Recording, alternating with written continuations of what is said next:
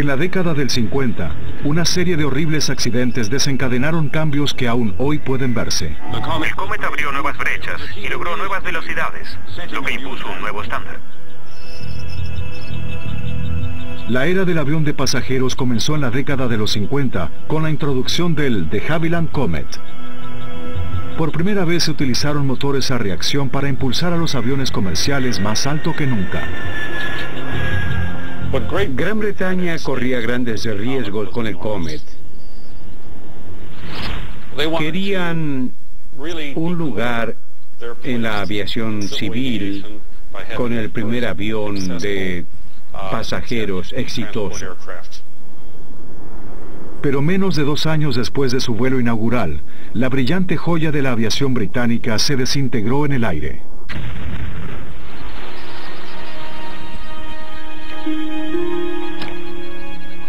Debió de ser horrible, una situación terrible, pero afortunadamente debe de haber sido rápida. Lo que encontraron en las víctimas que recuperaron fue que una descompresión enorme provocada, por supuesto, por el aire dentro de los pulmones, los hizo explotar. Al mismo tiempo, la salida brusca de aire arranca a las personas de los asientos y muchas de ellas se golpearon la cabeza contra la estructura. 3 meses más tarde, otro Comet se destrozó en vuelo. Los funcionarios temían que cada Comet pudiera convertirse en una bomba de tiempo voladora. No despegó ningún otro avión de toda la flota. El diseño del Comet era realmente muy sólido. Solo había una cosa que no hacían, y es porque nadie lo sabía. El diseño básico del Comet tenía una falla mortal, algo que los ingenieros desconocían. Para encontrar el punto débil fatal del avión, los investigadores construyeron un tanque de agua enorme. Sumergieron el Comet desmontado. La presión en el tanque era aumentada y disminuida simulando la tensión del vuelo. El experimento se llevó a cabo durante una semana a las 24 horas del día. Luego de un equivalente a 3.000 vuelos, el talón de Aquiles del Comet se puso de manifiesto: sus ventanas cuadradas.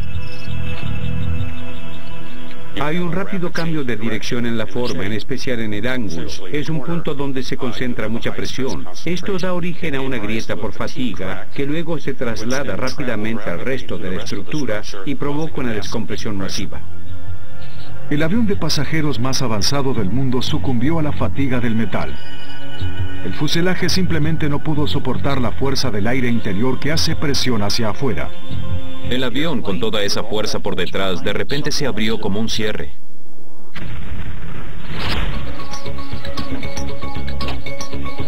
Los aviones que se construyen en la actualidad son más seguros debido al desastre del que fue víctima el Comet. Como otros aviones de pasajeros, las ventanas en el A320 son redondeadas para que la presión no se intensifique en los ángulos. Quizá aún más importantes sean los remaches adicionales que refuerzan el revestimiento de los aviones de la actualidad para contener las grietas que podrían producirse en cualquier parte del fuselaje. Está diseñado para que la grieta vaya hasta la primera hilera de remaches y se detenga por completo. Es una estructura más segura. Nunca puede abrirse por sí sola. Pero 34 años después del accidente del Comet, los fabricantes de aviones se enfrentaron a otro desastre trágico. Los remaches adicionales que supuestamente salvarían vidas no pudieron soportar la implacable fuerza de la presión del aire sobre el metal. Un conocido mío que trabaja para la Agencia Federal de Aviación me dijo: después del accidente tuve que tirar a la basura casi todo lo que sabía sobre metalúrgica y volver a empezar.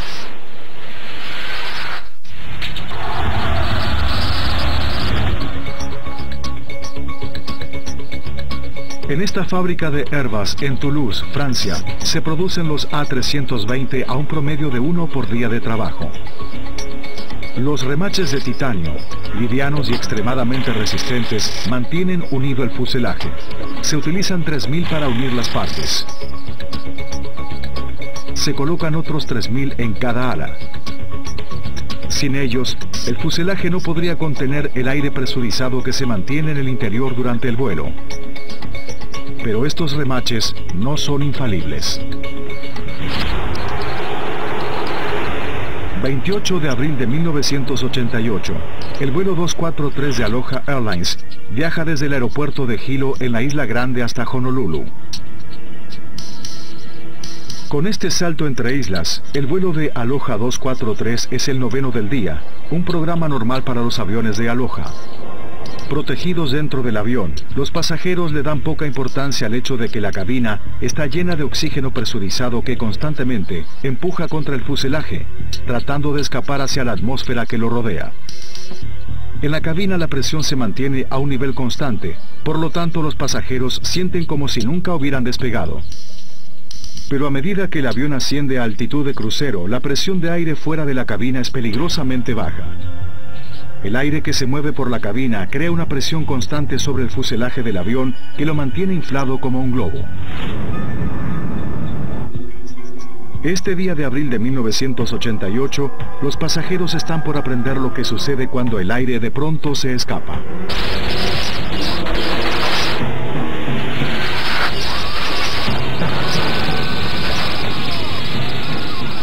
Vi un destello de luz y sentí una explosión. ¡Pum! Todo fue arrastrado fuera del avión. El vuelo de Aloha 243 sufrió lo que los expertos denominan una descompresión explosiva. El aire del interior del avión que hace que el vuelo sea posible se escapa en un instante horroroso. Se pierden 35 metros cuadrados de fuselaje. Imaginen la escena. La parte superior del avión se desprendió. En la cabina hay vientos de 480 kilómetros por hora, equivalentes a 4 veces la fuerza de un huracán. Esa gente no estaba vestida para una temperatura de 50 grados bajo cero. A 7.300 metros de altura, durante el tiempo que sea, esa gente moriría. El capitán Bob Schornsteimer comienza un descenso de emergencia bajando 20 metros por segundo. La tensión sobre la nave dañada amenaza con partirla. Había una mujer sentada junto a mí. Su esposo estaba del otro lado en la fila siguiente y extendían sus manos, tratando de tocarse los dedos para decirse adiós. Contra increíbles posibilidades, la tripulación aterrizó el avión magullado y estropeado.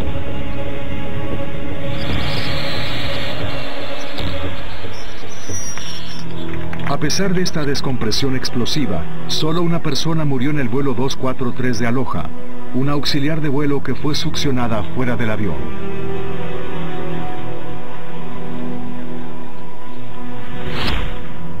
Jim Wiley investiga el accidente para la Junta Nacional de Seguridad de Transporte. En su laboratorio, Wiley hace un descubrimiento alarmante. Revisando algunas de las partes del fuselaje del avión, encuentra una serie de grietas delgadas que se encuentran junto a los agujeros creados por los remaches y que son apenas visibles a simple vista, pero son signos clásicos de fatiga en el metal. Un avión no es un tubo sólido. Está diseñado para ser mucho más flexible, para mantener la presión que los pasajeros necesitan para disfrutar del vuelo. El fuselaje del avión en realidad respira, se expande y se contrae dependiendo de la altitud. Al estar en tierra, está en estado contraído. Cuando está en altitud, a 7.300 metros, el fuselaje se expande. Por lo tanto, el avión varía constantemente. Esa es la presurización. Eso debilita la estructura luego de un largo tiempo. Los registros indican que el avión de Aloha tenía 19 años. Los Boeing 737 están diseñados para una vida de servicio de 20 años y se recomiendan unos 75.000 vuelos. Pero cuando los investigadores analizan más a fondo, descubren que el avión de Aloha registra 89.000 asombrosos vuelos.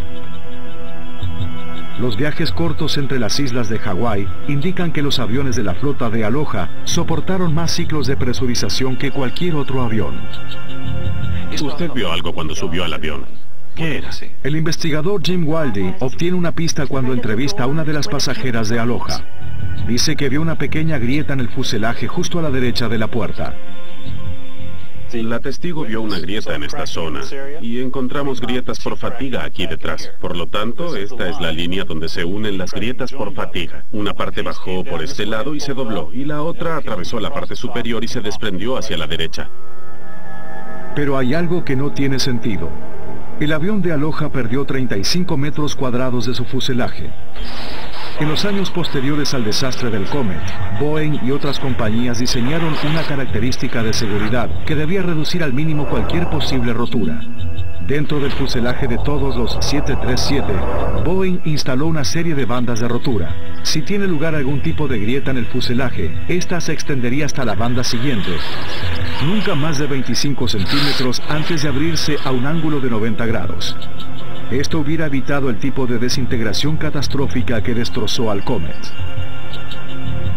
La finalidad de las costillas de refuerzo es limitar cualquier tipo de rasgadura o rotura en el revestimiento del fuselaje a un cuadrado de 25 centímetros. Este tamaño permite una descompresión controlada y limita cualquier daño estructural a un área muy pequeña.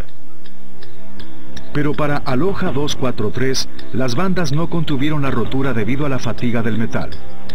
La Junta de Seguridad cree que había tantas grietas en el fuselaje que finalmente se unieron, abriendo un enorme agujero en el avión. Pero los aviones no se mantienen unidos solo por los remaches. El desastre del Comet también puso de relieve la necesidad de reforzar el fuselaje. El revestimiento de un avión está construido con paneles separados montados unos sobre otros. Estos paneles están unidos por un poderoso adhesivo conocido como epoxi. Cuando el epoxi se endurece, los paneles se unen con remaches. Y durante la investigación sobre el fuselaje del Aloha, Jim Wildy descubre una decoloración en el montaje de algunas de las piezas. Podemos ver el material oscuro, que es el epoxi que se utilizó para unir las dos partes.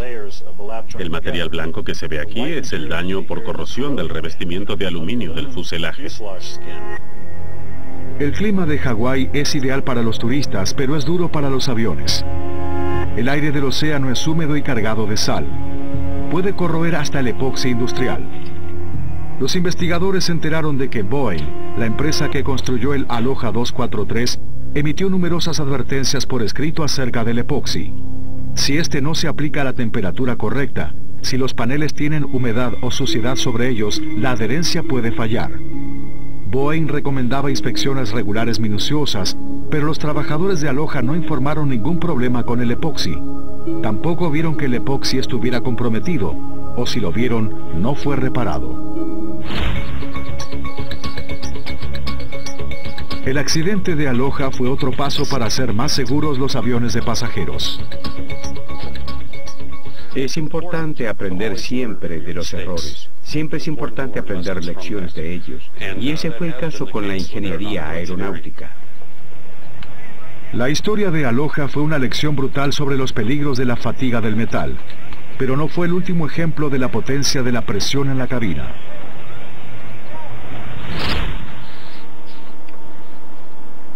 Dos años más tarde, la industria tuvo otro recordatorio horroroso.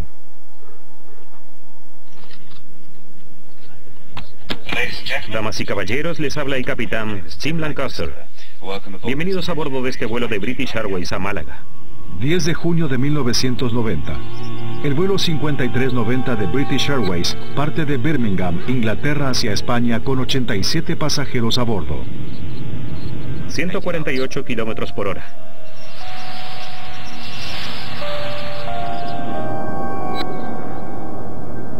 Dos minutos después del ascenso, la tripulación del vuelo enciende el piloto automático. El capitán Tim Lancaster se quita sus cinturones de seguridad. Entré a la cabina de mando para preguntarles a Tim y a Alastair qué querían beber. ¿Quieren tomar un té? Por favor, lo de siempre. Minutos más tarde, a 5.200 metros, el avión está muy cerca de su altitud asignada. Entonces, como si se descorchara una botella de champaña, el parabrisas se desprende de su marco.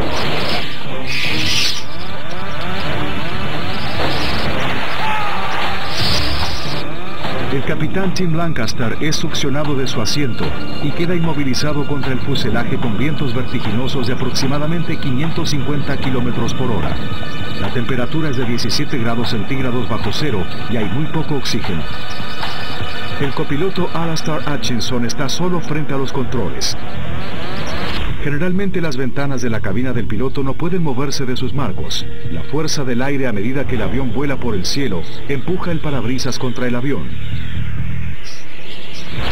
Pero en el vuelo 5390 algo anduvo terriblemente mal. El auxiliar de vuelo Nigel Orden corre para ayudar. Miré hacia adentro. La puerta de la cabina de mando estaba apoyada sobre los controles y todo lo que pude ver fue a Tim fuera de la ventanilla.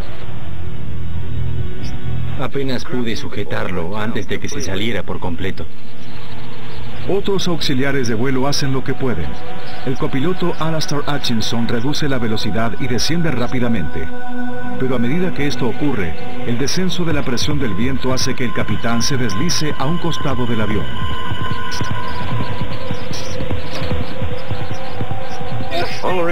Todo lo que recuerdo son los brazos de Tim sacudiéndose. Sus brazos parecían de casi 2 metros.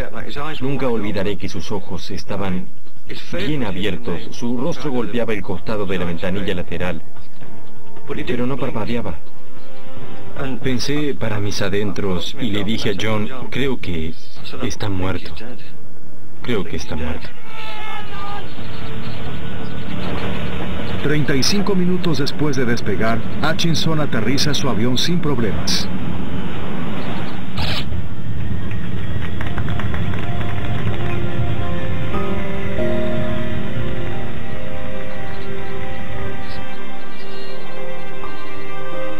Pero el capítulo más increíble de toda la historia es que el capitán Tim Lancaster sobrevivió a esta increíble experiencia. Recuerdo ver el parabrisas saliéndose del avión, luego se desprendió como una bala y desapareció en la distancia. Estaba totalmente consciente de que me levantaba del asiento. Todo parecía completamente surrealista. Sabía que estaba fuera del avión. Recuerdo que veía la cola. Puedo recordar cómo giraban los motores y luego no recuerdo mucho más. Tim Lancaster estuvo sujeto fuera del avión durante más de 20 minutos. Sus heridas fueron sorprendentemente menores. Fracturas de hueso en su brazo y su muñeca derechos, congelación y shock. 5 meses después, Tim Lancaster volaba nuevamente.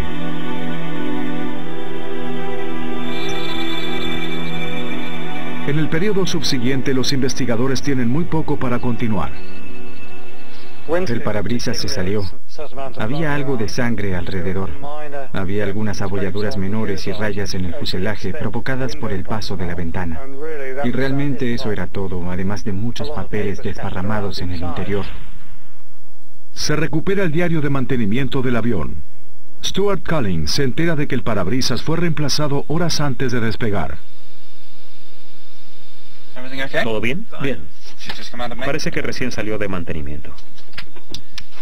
No hicieron mucho, solo cambiaron el parabrisas. Quería descubrir qué ocurrió exactamente con el avión antes de despegar. A comienzo de la investigación se encuentra el parabrisas que se desprendió. Contiene una curiosa prueba.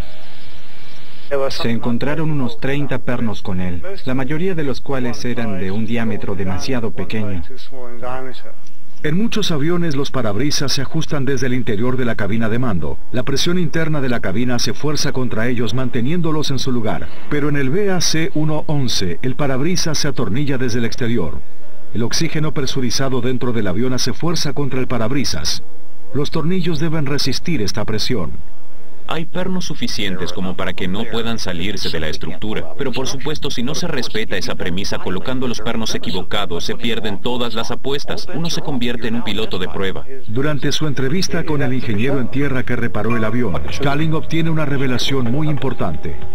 Dijo, los pernos viejos se tiraron en un cubo de basura en el hangar donde trabajamos, y quizá aún estén allí. Entonces corrimos hacia el cubo de basura y encontramos unos 80 pernos. Los tornillos viejos tienen el tamaño adecuado. ¿Por qué se utilizaron tornillos más pequeños para reemplazarlos? ¿Estos son los que compararon con los nuevos? Correcto. Sí, así es. Era una prueba realmente excelente. De oro, en mi opinión. En lugar de utilizar los tornillos viejos para colocar la ventana nueva, el ingeniero en tierra decidió reemplazarlos. No controló el catálogo de repuestos para verificar qué tornillos necesitaba para ese trabajo.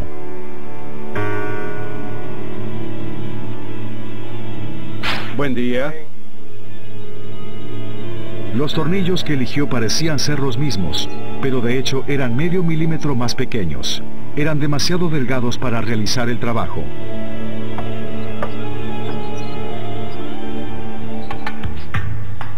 Temprano por la mañana, trabajando dentro del hangar, el ingeniero no pudo notar la diferencia. Horas más tarde, el parabrisas cedió.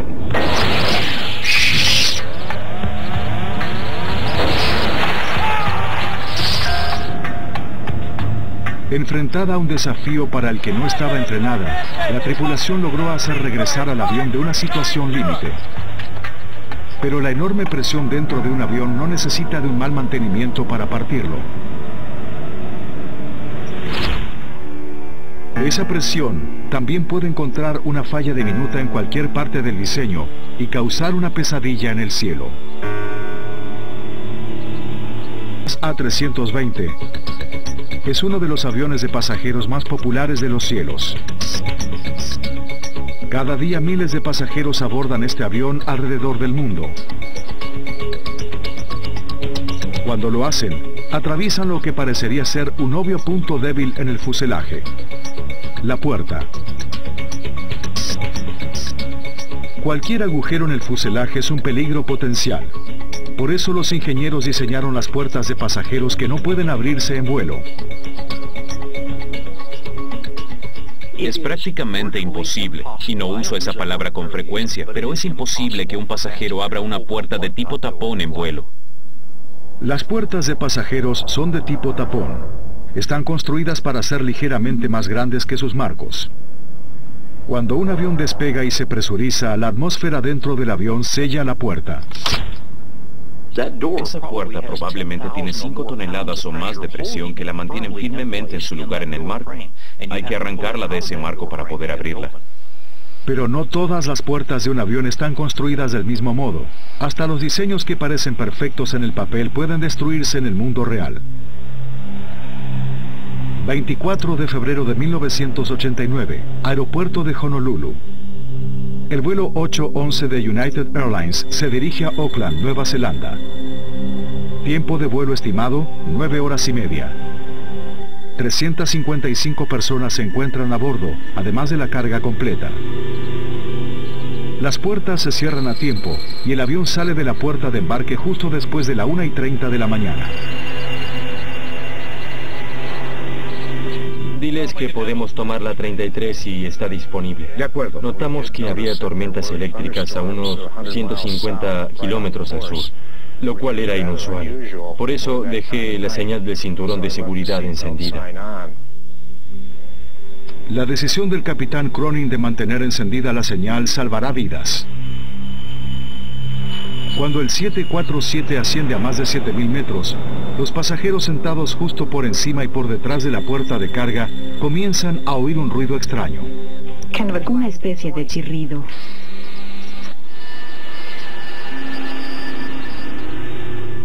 Oí un ruido sordo. ¿Qué es eso? Y el siguiente nanosegundo fue un verdadero pandemonio.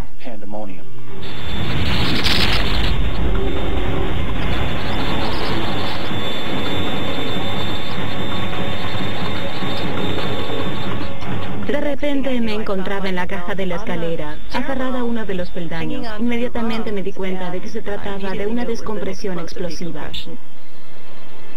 Todo lo que no estaba sujeto, amarrado o asegurado estaba volando.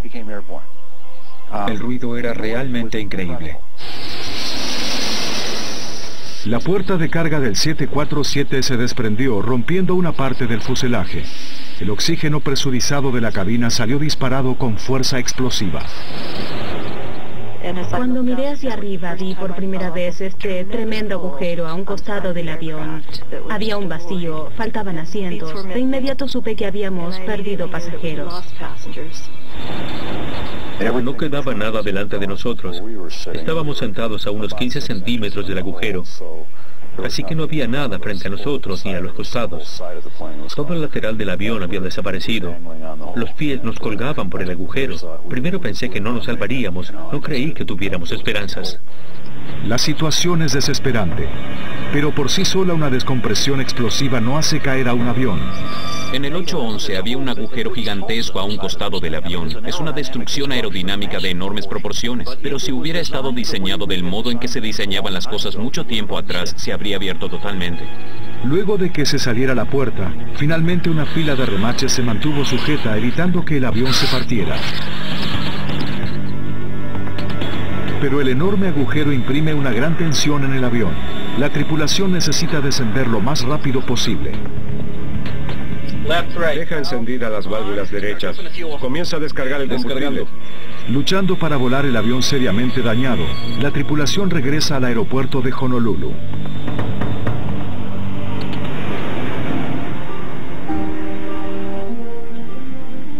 Y de repente desacelerábamos y desacelerábamos. Pensé, Dios mío, aterrizamos, estamos en tierra. Fue probablemente mi mejor aterrizaje.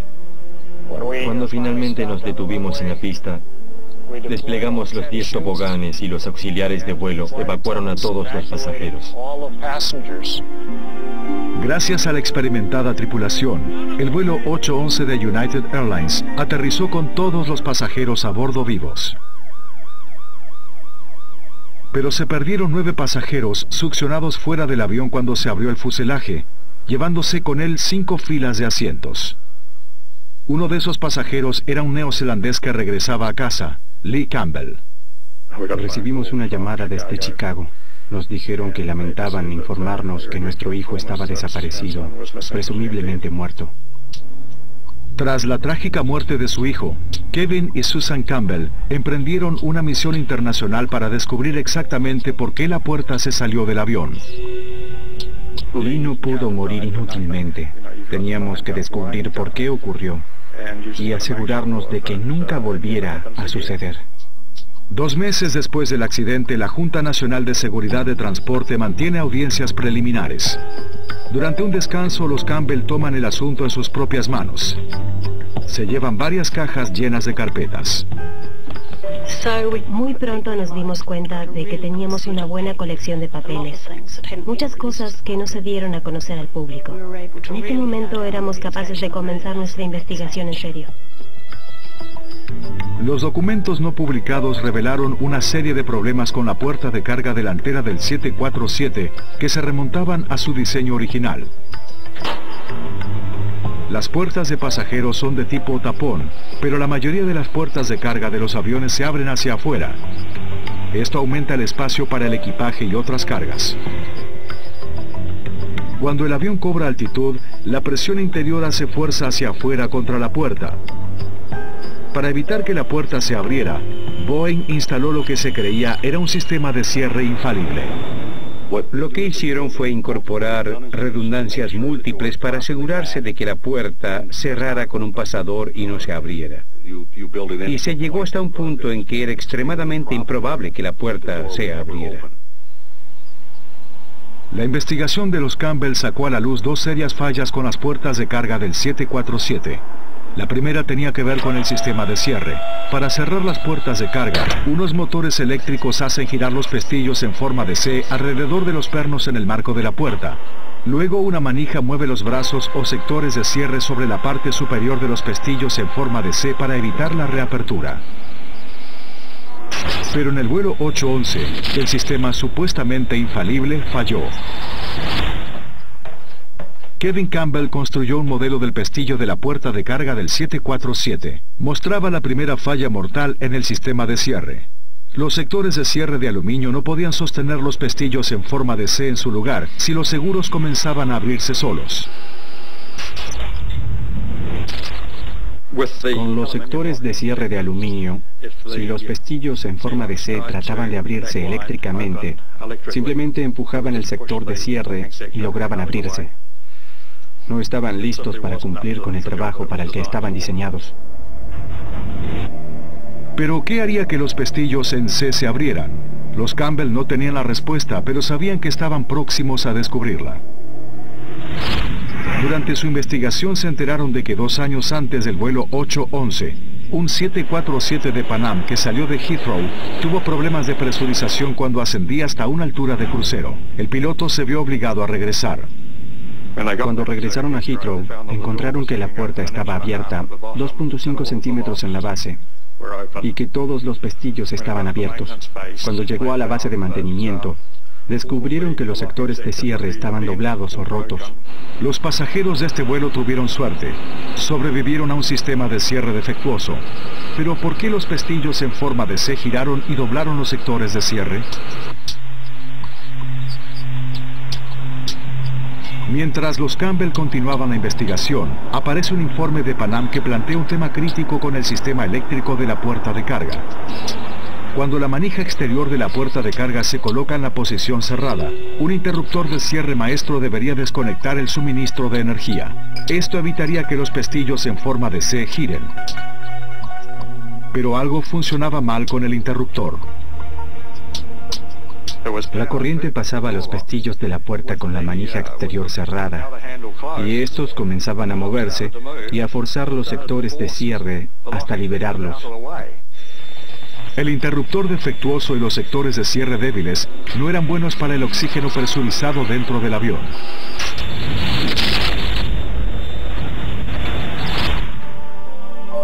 Luego de años de ser presionada por los Campbell, la Junta de Seguridad emitió un informe que les da la razón. Existió una falla en el interruptor o en los cables que provocó la apertura involuntaria de la puerta.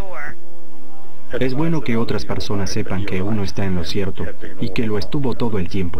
El apoyo que nos dieron estaba justificado. No podría vivir tranquila si no hubiéramos hecho investigaciones.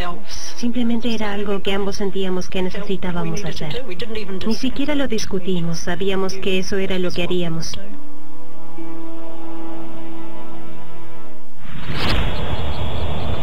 Luego del vuelo 811 de United, se cambió el sistema de cierre de las puertas de carga de los Boeing 747.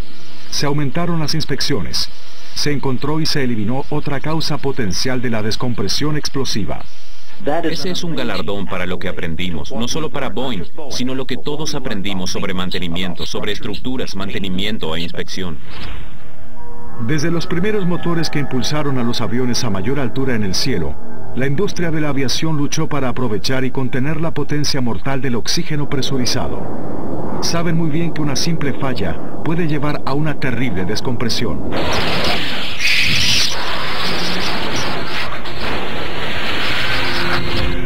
Pero más de 15 años después del vuelo 811 de United, aprenden otra lección mortal. Helios 522, ¿me copian cambio? 14 de agosto de 2005. Durante casi una hora, el vuelo 522 de Helios dio vueltas por los cielos de Atenas. Helios 522, cambio. La tripulación dejó de comunicarse con el control de tránsito aéreo. Temiendo un ataque terrorista, la Fuerza Aérea Griega hace despegar 2 aviones de combate para rodear al misterioso avión. Uno de ellos estaba en posición de disparo detrás del 737. El otro estaba cerca de la cabina de mando y trataba de comunicarse visualmente con la persona que se encontraba allí. Los pilotos de los aviones de combate no ven daño alguno en el avión, ningún agujero en el fuselaje. No había fallas estructurales, no había fuego, no había ningún problema obvio a juzgar por la apariencia externa del avión. Alguien en la cabina de mandos hace señas al piloto del avión de combate, pero de pronto el avión pierde altura y cae a tierra.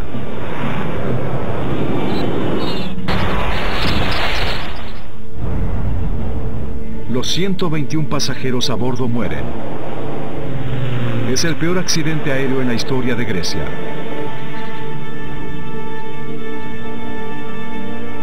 En pocos minutos los investigadores están en la escena.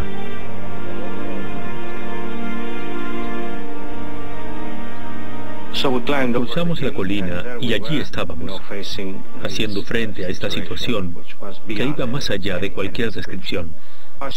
Vi una amplia zona frente a mí que se quemaba. Estaba negra, quemándose. Había gente desparramada. Trozos de avión por todas partes. Las autopsias agregan más misterio al caso. Todos los pasajeros a bordo del Helios estaban vivos al momento del accidente. No murieron por inhalar una sustancia tóxica en el avión, ni por una explosión. Estas personas murieron por el impacto. Pero si los pasajeros estaban vivos hasta el momento del impacto, ¿por qué no vio el piloto del avión de combate más actividad en el avión? Akribos Tsolakis es el investigador en jefe. Comienza a buscar en los registros de mantenimiento. Supo que el día del accidente la puerta trasera fue inspeccionada por escapes. Antes de despegar en su último vuelo, el avión de Helios llegó a Chipre con un problema. Durante el viaje, la tripulación de la cabina oyó un fuerte estrépito y vio hielo en la puerta de servicio trasera.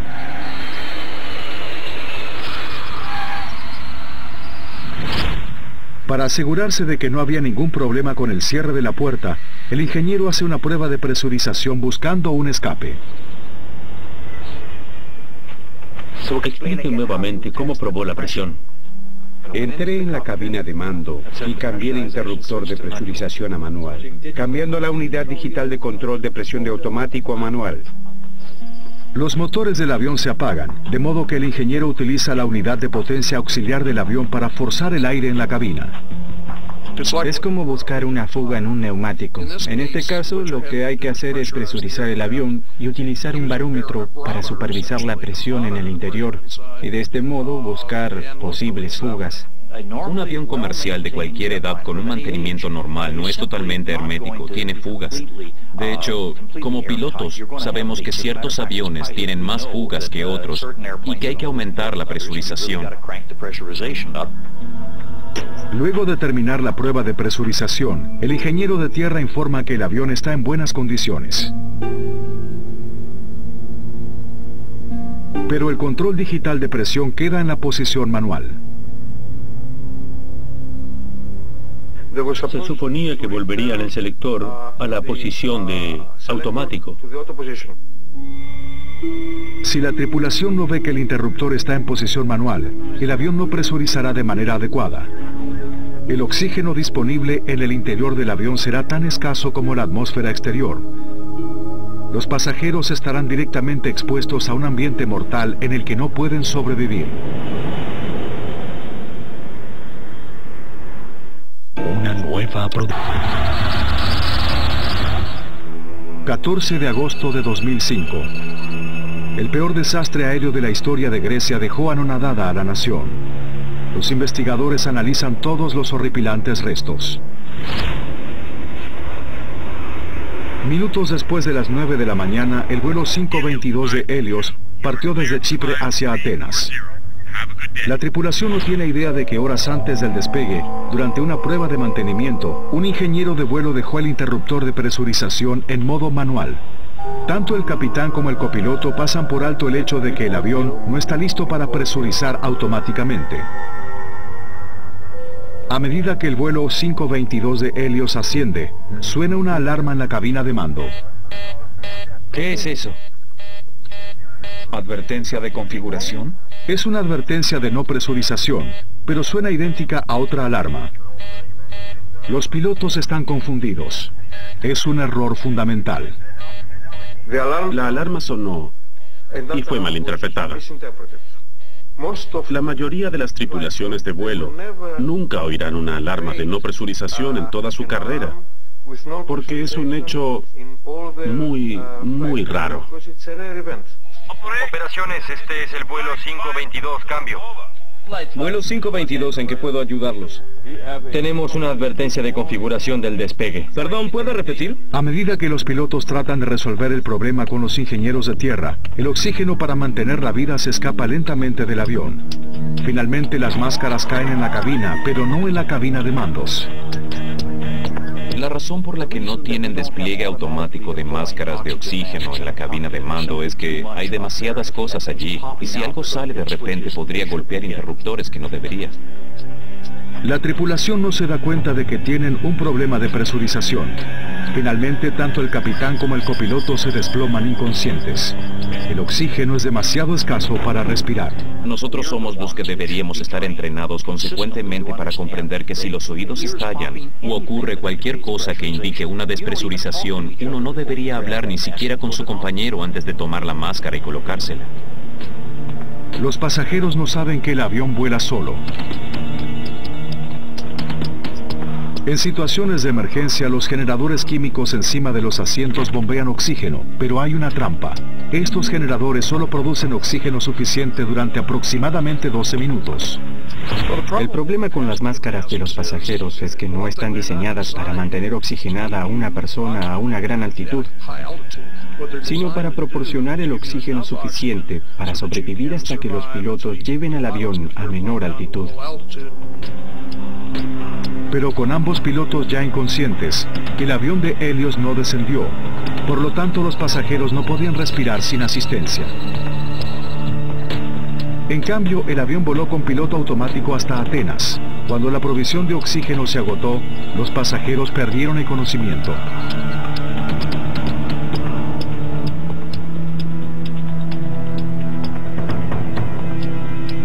Cuando la Fuerza Aérea Griega interceptó al Helios, solo una persona se movía.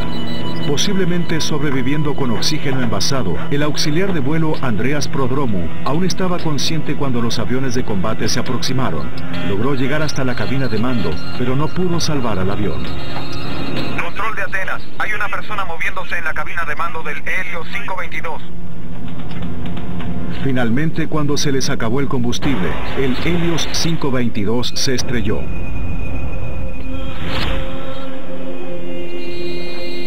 Los investigadores encontraron el panel con el interruptor de presurización. ¿Están seguros de que lo encontraron así? ¿No lo movieron en absoluto? Los 121 pasajeros a bordo del Helios murieron porque el avión no llevaba suficiente oxígeno para mantenerlos con vida cuando ascendió al cielo.